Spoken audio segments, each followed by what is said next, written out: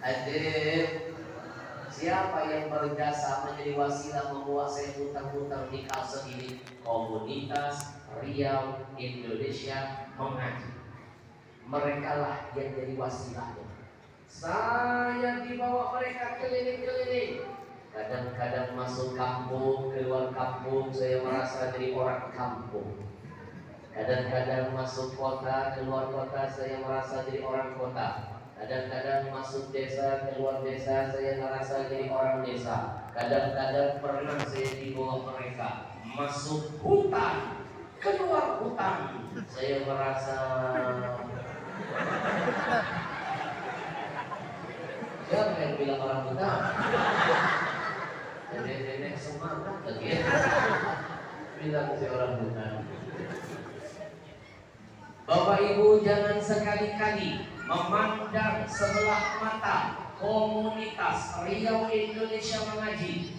Siapa yang memandang mereka sebelah mata, siapa yang meremehkan jihad mereka, berarti sedang meremehkan hadis Nabi yang satu ini. Bukankah Nabi pernah bersabda, sab'atun yudhilluhumullah fi dhillihi yawma la dhilla illa dhillu. Kata Nabi, ada 7 golongan manusia nanti pada hari kiamat. Ketujuh golongan ini akan mendapatkan payung perlindungan dari Allah, di mana hari itu tidak ada perlindungan lain kecuali datangnya hanya dari Allah. Siapa 7 golongan yang beruntung itu? Salah satunya. Mau tahu siapakah mereka yang beruntung itu?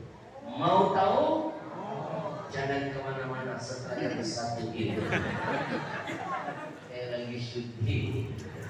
Salah satu di antara 7 adalah insya Allah mereka termasuk. Siapa mereka?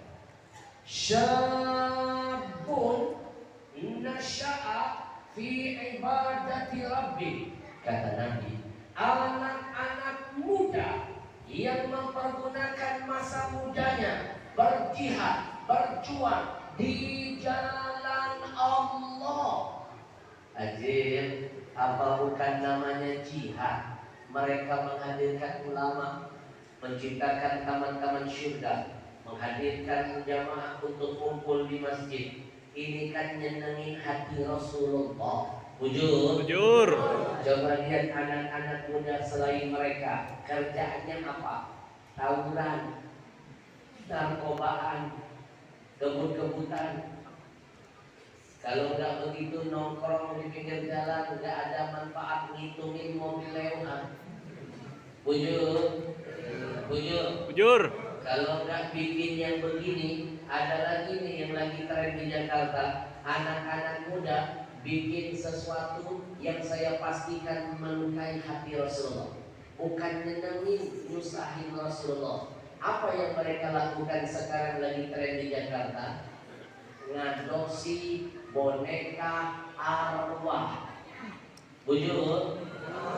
Anak-anak muda ibu kota, bahkan ada dari kalangan artis mudanya, boneka dibeli minimal harganya 10 juta, bahkan ada yang sampai ratusan juta. Boneka ini kalau diadopsi, diyakini bisa mendatangkan arwah bayi yang sudah meninggal dunia. Ini namanya bumul-bumul pintar.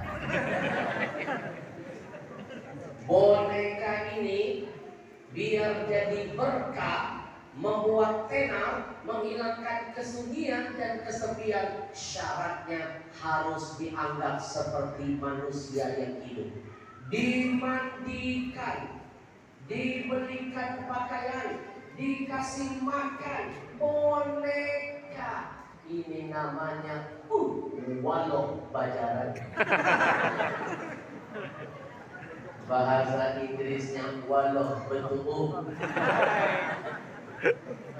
Kata guru saya, al-junun funun, orang gila macam-macam bentuk kegilaannya. Uang, udah dapat dosa, hilang berkah. Dosa apa? Satu, dosa musyrik. Ingat, innallaha la yaghfiru ay yushraka bihi wa yaghfiru ma duna dzalika liman yasha. Allah tidak akan mengampuni dosa syirik. Yang Allah ampuni hanya dosa-dosa selain syirik bagi orang yang Allah kehendaki. Wa man yusyrik billah faqad iftara itsman 'azima. Siapapun yang berbuat syirik kepada Allah, maka dia sudah melakukan dosa besar.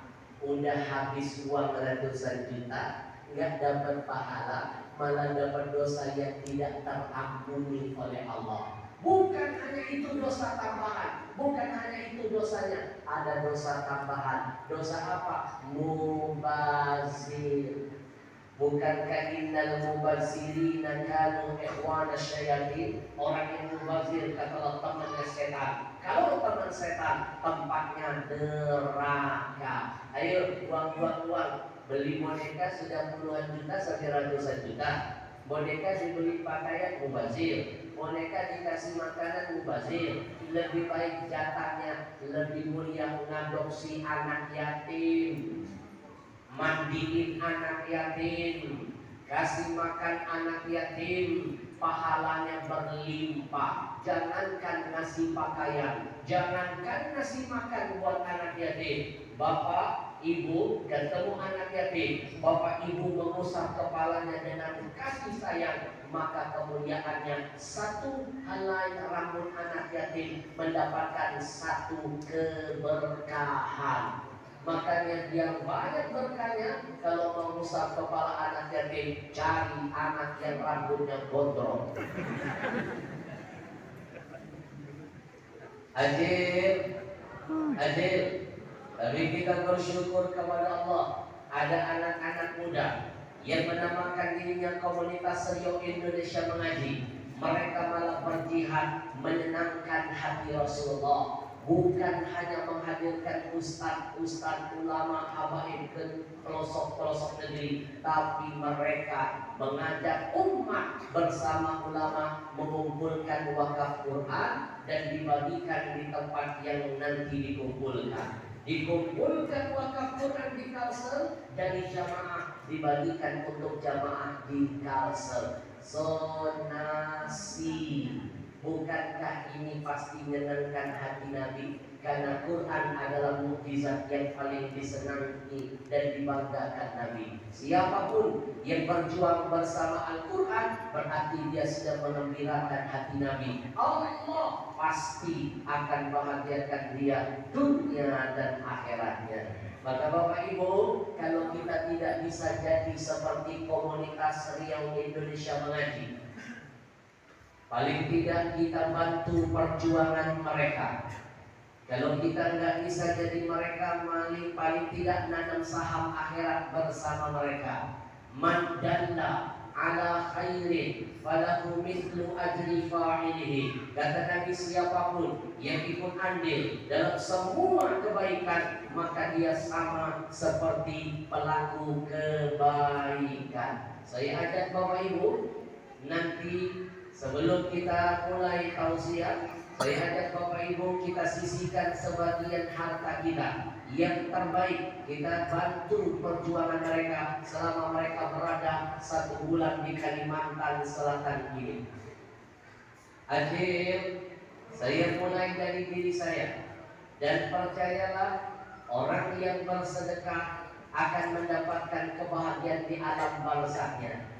Ada sebuah ayat dalam Quran, Allah membocorkan keadaan orang yang sudah mati, merengek-rengek minta dihidupkan kembali. Untuk apa? Bukan untuk sholat, bukan untuk zakat, bukan untuk puasa, bukan mau pergi haji. Mereka minta dibangkitkan walaupun sebentar saja untuk bisa bersedekah. Ini bocoran dari Quran bahwa sedekah bisa membahagiakan ahli kubur. Lihat ayatnya dalam Quran. Rabbi laula akhartani ila ajalin qarib. Ya Allah, kalau kami dihidupkan kembali, fa asaddaqa wa akum minas salihin. Kami ingin bersedekah ya Allah agar kami digolongkan menjadi orang yang soleh. Berarti siapa yang gemar bersedekah, dia tergolong orang yang soleh dan dia akan bahagia di alam kuburnya. Saya mulai dari diri saya. Bismillahirrahmanirrahim. Kalau yang mati saja pengen hidup untuk bersedekah, malu kita yang masih hidup gak mau sedekah. Saya mulai dari diri saya. 100.000 kecil ukuran dunia, besar manfaatnya kalau sudah berada di alam barzah. Saya mulai dari diri saya. Bismillahirrahmanirrahim.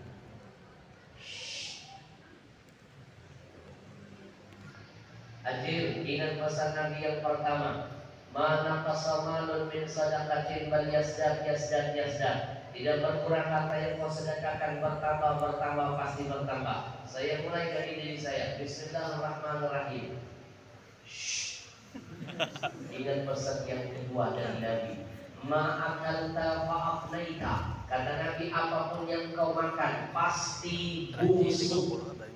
Wa ma labita fa'ablaita. Apapun yang kau pakai pasti lapuk. Wa ma tasaddaqta fa'ablaita. Apapun yang kau sedekahkan, kata Nabi, pasti kekal abadi selama-lamanya. Ayo, saya mulai dari diri saya. Siapkan infak terbaik. Nanti sunduk akan menghampiri Bapak Ibu semuanya. Kita bikin Nabi tersenyum dengan jihad kita. Bismillahirrahmanirrahim. Jangan lupa pesan yang keempat. Nanti kalau bersedekah, manfaatkan, jadikan sedekah dan kebaikanmu menjadi wasilah agar doamu diijabah oleh Allah. Habib, bolehkah kami bertawasul dengan amal kebaikan kami? Boleh. Mana dalilnya Habib? Bapak Ibu masih ingat tak ada riwayat hadis yang bercerita tentang 3 orang pemuda yang terjebak dalam satu gua. Kenapa 3 pemuda itu selamat dari kematian? Masing-masing mereka menyebut-nyebut kebaikan mereka sebelumnya. Adik, ini dalil, sebutlah kebaikannya. Itu yang akan jadi perangko doa kita cepat naik di hadapan Allah. Contoh, ya Allah, 100.000 aku infakkan di jalan, membantu gerakan komunitas Riau Indonesia Mengaji. Aku tahu dari 100.000 ini ada keberkahan dan kebaikannya. Aku bertawasul dengan itu semua. Jadikan anak cucuku kelak ada yang jadi pejuang-pejuang Al-Quran. Jadikan mereka menjadi anak-anak yang saleh dan salehah. Berkahi usahaku, angkat penyakitku, kabulkan niat hajatku. Berkah insya Allah. Saya mulai dari diri saya. Jangan lupa, siapkan infak terbaik, bikin Nabi bangga malam ini. Bismillahirrahmanirrahim. Kita iringi dengan salawat yang bertambah keberkahan. Sallallahu